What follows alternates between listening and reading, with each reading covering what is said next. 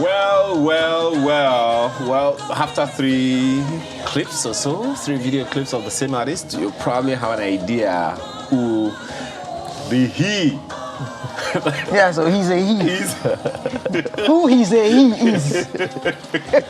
All right, so Mike Abdul joins us this morning. Thank you. Thank you for having so me. much. I need to expose you here. Okay. We've been trying to get this old man. How many weeks now? I don't see no gray on him. Yeah, So he's a young man, Oh, die. I didn't say anything. Amazing. So thanks for joining us this morning. Thank you for having me. Well, Mike is a songwriter, singer, and music producer.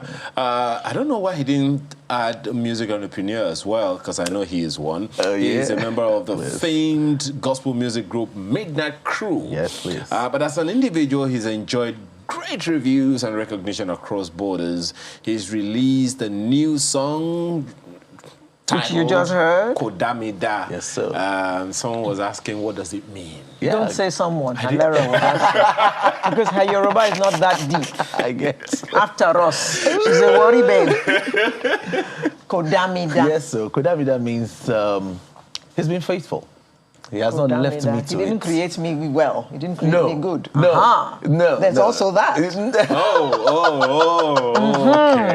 No, well, that's one thing with language. With you language. Probably won't have to speak English. to that. You have to speak to that. Kodamida has 2 meanings. Definitely. That was the meaning that I saw. And I was waiting to ask him, oh my God, what did he do?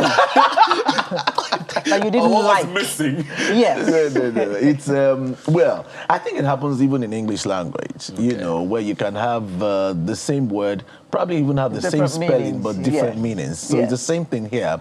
Our Kodamida here means he has not left me to it.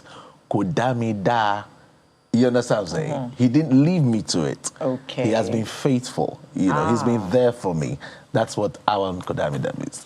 Okay, let's begin with the obvious. Many people will be wondering, wait, we seem to see more of Mike Abdul than Midnight Crew. Okay. And I know that there have been conversations, successful conversations. So let's begin from there. All right, beautiful.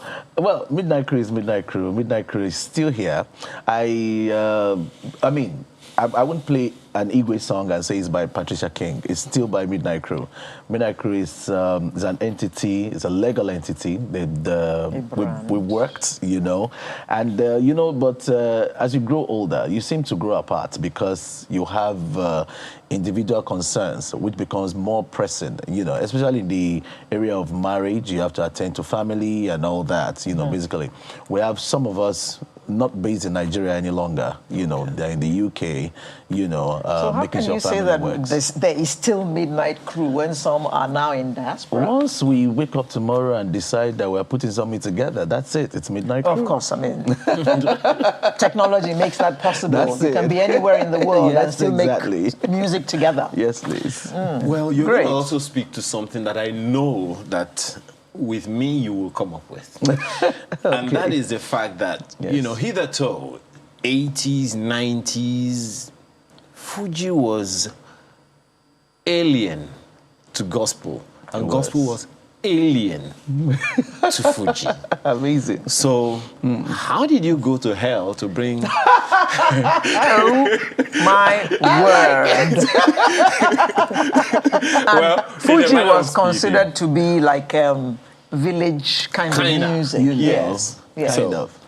Okay, first of all, for me, it's a genre of music, and it's a beautiful one. It's one that has entered into our culture, you know. And when I mean culture, I'm not even saying whether you're Yoruba, you're Igbo. It has entered into us as people. Fuji has become like part of us. That kind of thing. So, and whatever I do as a gospel artist, my idea is to reach out to people, and I think I'd like to reach out to them in a culture they understand, a culture they have imbibed, they love. You know. Now, also speaking about Fuji, I want to say this, sir. You know, worship, church worship. You know, the culture came from people who brought the gospel to us. They brought the gospel to us. They also brought it with their culture.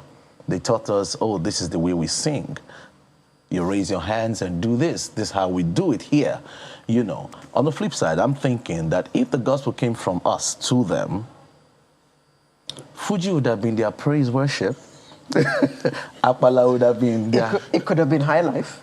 You know, it could have been Afrobeat. It could have been all of that. Yes. You know, that kind of thing. Yes. So there's always that divide. But eventually, you cannot reach. I wonder where you'd have put the music of Damaraya Joss.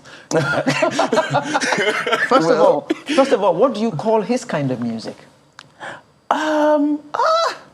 I do not have a name for it, but I think it's. I think Oscars would. The Oscars would. They would probably call it world music or something. Maybe that's it. Yeah, it's really peculiar. It's different. I think that you cannot reach a people without trying to reach them in their culture. If you are able to reach them in their culture, yes, you'll get to them. And I've also seen that Nigerian music generally, I can't just pin you to gospel, Mike. I mean, come on. I feel. Nigerian music has become quite popular, you know, globally, you know, in the regard of what you said. So true. One of the days I was having a conversation with my colleague here, Alera, and she was like, wait a minute. So you mean gospel music is now like party music? Is it kind of now, some would say, isn't that a corruption of gospel music? I wouldn't accept. I think it's even good for us. It is good that people have now decided that at my parties, I want to hear more about God in my party, right? I've gone to programs, I've been to events where the people who are supplying entertainment don't care whether there are children there. They say all sorts of things, and their parents are laughing. You understand what I'm saying? And you see, gradually, what you hear, you become. Okay? So if we now have a lot of entertainers making it more gospel, you understand what I'm saying? You know, or cleaner music, that kind of thing. I think it's good move in the right direction. I think it's a good thing. Eventually, music goes a long way to influence what society looks like. This is not the first time we're talking about this, that gospel music is becoming more danceable. So we had an artist here, gospel artist, and he played his music, and we thought, is that gospel music? That is a boogie kind of music. So what has informed more gospel artists making their music more danceable so that you can actually play their songs at parties? Oh, yeah. I believe very strongly that if what you have cannot influence people, you may not go far. There's no point, right? So if the gospel artist thinks, let me start influencing what people dance to, I think that's good. Eventually, the beats don't stay forever. The words stay forever. I think it's a good move. I don't know if I will agree with you on that beat part, because some of us will still remember certain grooves. Inside Let Them Sing. What are you talking? Why are you looking at me like that? But the words stay with you longer, for real. Especially now, Mike, that most of the secular music you hear don't have any lyrics, so to say. True. You just, you hear all kinds of things, and okay, so what is the meaning of this song? It's got no meaning. Just a mumbo jumbo of words, and you just like the beat, so you're dancing away. Which speaks to the one issue that I wanted to raise after one of Alera's questions the other time, which is that of lyrics. I'm interested in music mentoring here. I can speak to you about that because not very many of you, at this level will be able to do that, to talk about mentoring lyricists who ought to know clean music, not necessarily Christian music. Yes. Clean music. Because, come on, let's decrypt the word gospel. Simply means good news. For real. So we can as well say that Heal the World by Michael Jackson is a gospel because it's clean music. Yes, it's talking about us doing the right thing. Yes, so talking about lyrics, who mentors or who should be mentoring lyricists, and not just about all those vulgar, lucid kinds of lyrics? Well, interestingly, the artist wants to get across to the people. He's thinking about people, he's thinking about how to sell. And once society let you know that this is what we want to hear, you'll find a lot of them doing what the people want to hear. So it comes honestly from us. Who determines what the people want? Amazing. I mean, come on, Alero. Who determines it? Well, I think because you remember, Alero, we had this, guest who said, what's the name of this song? Is it Zanku? Zlatan. Yes. Talked about the don't kill me or something. That was the meaning of Zanku. Okay. I like. So who determines what people want? What the people want. So the rhythm becomes more important to him than the lyrics. So true. It's the people. Sometimes it's like they get a rhythm. They got no words to fit in, and they just put some And it's a global thing. It happens everywhere. Seriously. People are going to dance to the music anyway, that's all that matters to him. Yes. No, one of the things that I would want. There's a particular song I have in mind. Okay. That just says from beginning to end, Alaji, Alaji, Alaji, Alaji. And I'm wondering, is this music? But everyone danced to it when it was at its peak. It was played everywhere. So true. Well, it's entertainment. People want to dance. See, we got to a point where people got so stressed. They don't want your music to be something they're trying to solve. Bring me relax. Please, can I relax? Thank you. Thank you. You don't want to go through stress. Thank you. Yes. Okay. So I can speak to you intellectually about music, Mike, because I know what you can do, and not very many of you. Some of the very prominent ones also have come to understand, the peculiarity of music. But you see, there is supposed to be a purpose for music. You've talked about one of those purposes, which is to just relax. There are songs that heal. True. There are songs that are therapeutic. For real. Do you think we are on the way there? Are we even thinking in that direction, or we're too poverty-stricken to be looking for stuff like that? It's amazing. Well, there's a lot of power in the hand of the media, right? The organized media, so to speak. We have a lot of people on the ground who have great stuff, great music. We have poets in Nigeria, but they will never be heard because they don't get heard anyways, Because it's not popular. It's not popular. They don't get heard. The radio will not play them, no. The radio wants to play what they believe the people want to hear. And if a particular radio station is saying that, we are classic, we're doing this, we're giving them classic music and all that, don't worry, they'll soon switch to the one that is non-classic. You understand what I'm saying? And everybody wants to sell. You want the advertisement to come to you. So that's what's up. That's just what's happening. So when I was younger, there used to be time belts, right? There's certain music you play in the morning. There's kind of music that is meant for the afternoon. In fact, when we started music, we observed the time belts. We said, let's do this for the morning radio. Right? But that's not like that any music longer. while you work. I remember that. And all that has changed. Everything has mixed up. Then I mean, early in the morning, you hear Beats strong music. had its own kind of music. Party music, very early in the morning now. That never used to happen. Well, Okay. we have moved on. We have moved. To where? That's the question. To the abyss. Speak to this as well. Now you go there, so I'm going to go there. When we were growing up, Yes, sir. music videos, you could watch certain, enjoy this movement of the music before it switches. These days, the longest frame of a music video is less than 1 second. What's going on, guys?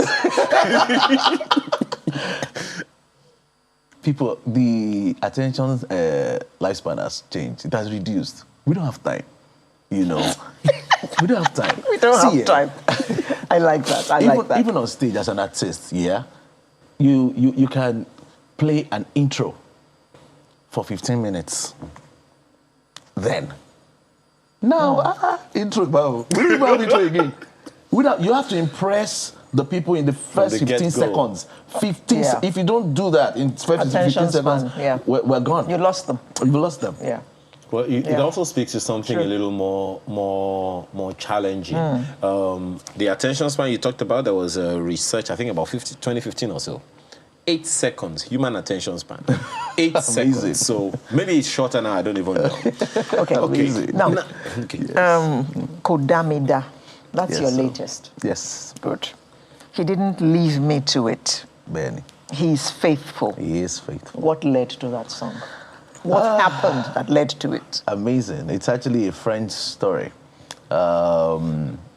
We've been on something for quite, I think about 3 years. We had been chasing that thing. And this year, that thing came through. And once again, I was there for my friend. And my friend looked at me and said, "Thank you, Mike Abdul. Eshete Damida." So she said that to me. And I'm like, no. It is God that has been faithful. It's God that made sure that it worked. And immediately she said it, she thought she had thanked me. Me, I traveled. I was writing a song already. And then you now sampled the song. I got that. I called him, by the way. Okay. And told him about this. I said, I'm sampling something. I said, oh, no, that's fine.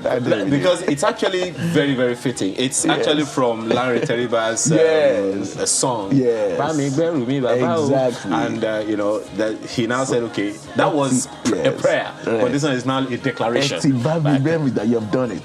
I'm not praying to you have done it. But that happens a lot in music these days. Yes. And one is that a way of sustaining our music history? Making sure that we don't forget the ones that reigned before, kind of bringing them back. That's also a good explanation. Yes. But then sometimes also, you're not trying to be too intelligent, with your songs. You want to make sure that as much as possible, the people feel like this is something I know, this is something I should be part of. You understand what I'm saying? So I think that also came in there. Do we have a music industry? Well, we're trying. We have Joe. We have. You sound like you're not sure. We have Joe. We have. No, but seriously speaking, Mike, knowing the challenges, the artist is, as you said earlier, busy trying to make enough impression to make enough money. But if there was a structured industry, would he be doing all he's doing himself? You are an artist, a music producer, and a music marketer, a music label owner. Oh my God. Should that be? if you have an industry Structure. Well, see, it's almost like everywhere already. It's happening in the US. All the big companies that ran music, almost all of them fell because the internet came in and solved the problem of whether there's structure or not. The internet came and bypassed everybody, that you don't need all this big structure any longer, so we can do it this way. I think and we can do it ourselves. Yes, and with the internet, honestly, things have become easier. It's so you really things have become structured by itself. Put it that way, and we don't have to. But how does that help to solve the problem of copyright? Of copyright, it's easier. It's easier now. Once you have. There are the popular aggregators there, like CD Baby. Once you give it to CD Baby, just one CD Baby, right? Now, CD Baby distributes your song to over 90 other platforms. You don't have to knock the doors of those platforms any longer. CD Baby does that for you. In fact, you can see the data. You can see everything by yourself. Just know what to do. I think basically that's it. Okay. I'm told that you have to sing us out. We'll just be thinking about that while you're asking that. Okay, just while you're thinking about that, how do you feel that Nigerian music is now like music that you can listen to almost anywhere in the world? How does that make you feel? It feels good. It's great. It's fantastic. Big thanks once again to the internet. You don't have to wait. You don't have to fly to get your music across. It has become so easy. I was in London, and then some of the big malls would play Burna Boy. I'm like, this more. How far? Am I in Nigeria? I have to come outside. How far? some of the very big hotels, the Marriotts, you would hear Wizkid, you understand what I'm saying? And you're like, wow, this is happening. My head is bursting. It's amazing. Even She's right now, very proud of Nigeria. Oh Trust yes, me. and see, even the local UK artists is sounding like a Nigerian. Oh dear. Yeah, he wants to sing Afro. Oh dear. That's what's up. Oh dear. Well, Mike, I think we'll just leave it there. Let them keep trying to copy. Yeah. well, Thank you. it's always fun, having a conversation with you, Mike. Thank you. And, Great to be here. Thank you so much. We can only wish you the best. Thank you. And let you know that you have a lot of work to do to bring up other artists to ensure that they stay in the straight and narrow. Yes, whether they are doing inspirational, secular, or whatever. Mike Abdul is our Artist of the Week. I wonder what song you want to close with. I really don't know, but no, No, it's not time yet. It's not time yet. It's not time. Let us close first. Okay. Yeah? After we close. So thank you for being with us through today's Sunrise. We'll be with you again with a fresh edition next week. I'm Alera Idu, wishing you a very happy week indeed. And I'm Ayo Makinde. Have a wonderful rest of your weekend. So, over to you. Oya Moranumba, Yuriwa Lewasa, Mobaleta kan, Mauritiayo, Moroke Modele, Àdúrà mi gbà o, ó ti dùn mo fara mọ́ bàbá mi mọ́, àjíǹde ayọ̀. Oya, what you gonna do? I'm gonna do. I'm gonna chorus soba, okay. Life is beautiful, it's okay. Jesu lokore day. Thank you. Thank you. Thank you. Thank you.